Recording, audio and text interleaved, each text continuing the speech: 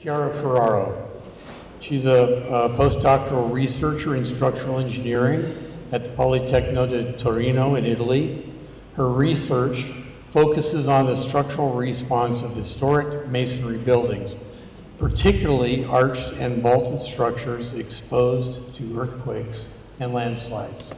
Chiara? Yeah, thank you for the introduction. Okay. Sorry. Okay. Is this one?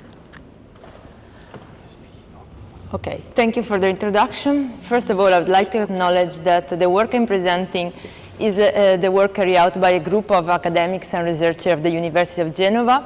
You can see there the list of all the people involved. This research was carried out within the framework of the Pre-Empirical Project, a national project funded by the Italian Ministry of Education, Research and University. Several Italian universities were involved in this project, which was focused on protecting cultural heritage from water-soil interaction-related threats. And at the University of Genova, we focus on the specific threat posed by landslides. Why landslides? Because landslides are among the most significant and widespread natural hazards impacting cultural heritage buildings. Because landslides pose a global concern, about 23% of UNESCO heritage sites worldwide are exposed to landslide risk. Asia is the most affected continent, followed by Europe and Latin America. And last, currently climate change is worsening the threat posed by landslide. In the recent decades, the occurrence of landslide has increased, and further increases in landslide intensity and frequency are expected in the coming years due to the increased precipitation and more intense rainfall events caused by climate change. What type of damage can we expect from landslide? Well, it depends on the type of landslide. For instance, fast-moving landslides are sudden and highly damaging events that can cause loss of buildings located on slopes, or can cause burial or damage of structure due to falling rocks, mud and debris. Here you have some example of damage caused to a UNESCO tentative site in Madagascar. But we may also have damage due to slow-moving landslide. This kind of landslide progress very slowly at a speed ranging between a few millimeters to a few meters per year, but they can progress for decades, even centuries. So over time, they can cause extensive damage to heritage structure. Since the Empirical Project was a national project, we focused on Italy. Italy is one of the European countries most affected by landslides, with about 20% of the national territory exposed to landslide risk. Okay. At the same time, Italy is also one of the countries with the highest number of heritage buildings, and 18% of them are exposed to landslide risk. One of the Italian regions most affected by landslides is the Ligurian region, where the University of Genova is located. As you can see here, more than 50% of our territory is exposed to landslide risk, as about 67% of the total heritage buildings are exposed to landslide risk. And for this reason, the Ligurian region was selected as an area of study for the Pre-Empirical Project. And at the University of Genova, we decided to investigate the effect of slow-moving landslide on historic masonry churches. Why slow-moving landslide? Because they occur very frequently in Liguria. Why historic masonry churches? Well, there are many reasons for this, valid not only for Italy, but also for other countries. First of all, churches are present in large numbers across Mediterranean countries. Italy alone has 67 founded churches, and half of them are listed as cultural heritage. Second, churches are central elements of our urban landscape, and they are places of gathering for local communities. Third, they have high-risk exposure because they attract every day a large number of people, both for worship or tourism, and they normally house a lot of movable and immovable artistic assets. And from the structural point of view, they have high vulnerability to a range of hazards because of their structural architectural features. From the exterior, churches may seem to be similar to ordinary buildings, but internally they're quite different due to the lack of internal walls and intermediate floor, which make churches very vulnerable to different kinds of hazards like earthquake, but also landslides. And finally, when we started with the Empirical Project, the effect of slow-moving landslide on the structural response of historic masonry churches was not systematically investigated. So to conduct our research, we selected a sample of historic masonry churches exposed to slow-moving landslide in the Ligurian region. How did we select the sample? Basically, we overlaid the landslide hazard map of the Ligurian region with the map of heritage buildings. And we selected all the churches and religious buildings that were located on active landslides. And this resulted in 28 buildings located on active landslides. And we also consider 5 additional buildings located close to active landslide or on dormant landslides because they exhibited some damage that was potentially due to ground movements. And we ended up with 33 case studies. So here you have a description of the case studies. We have 24 churches, 3 sanctuaries, 3 oratories, and 3 chapels. Most of the buildings date back between the 16th and 19th century, but we have also 7 older buildings built between the 11th and the 15th century. The buildings are different size, so with a floor area ranging from 50 meters square to 500 meters square. Most of the buildings have a longitudinal plan, and only 3 have a central plan. And all of the buildings are located in hilly, scarcely urbanized areas affected by translational or rotational slides.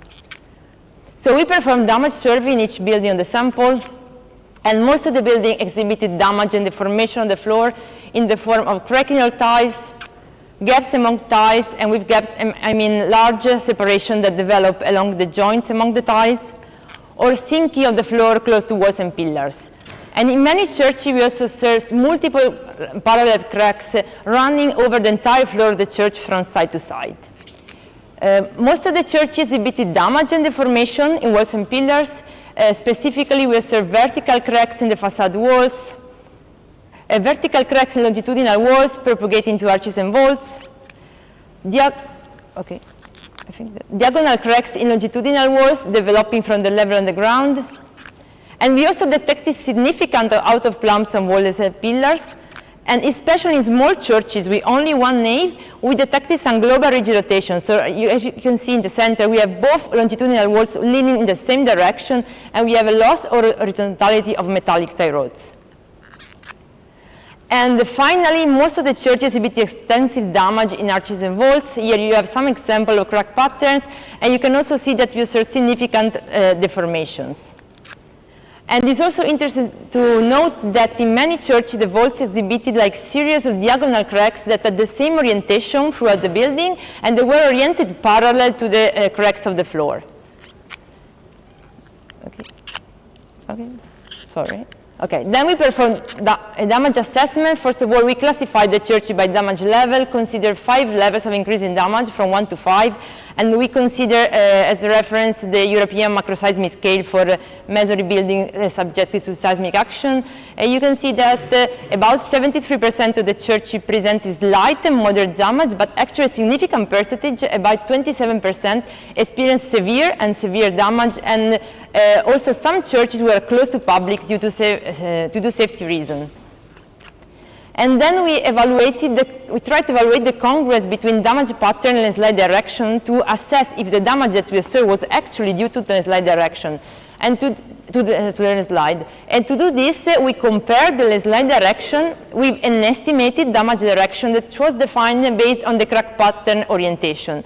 For instance, as you can see here, when it was possible to define a clear crack pattern orientation, we assumed the damage direction, which is the red arrow, normal to this crack orientation. And when the angle between the 2 directions was more than 45 degrees, this was our assumption, we assumed that the damage pattern was congruent with the slide direction.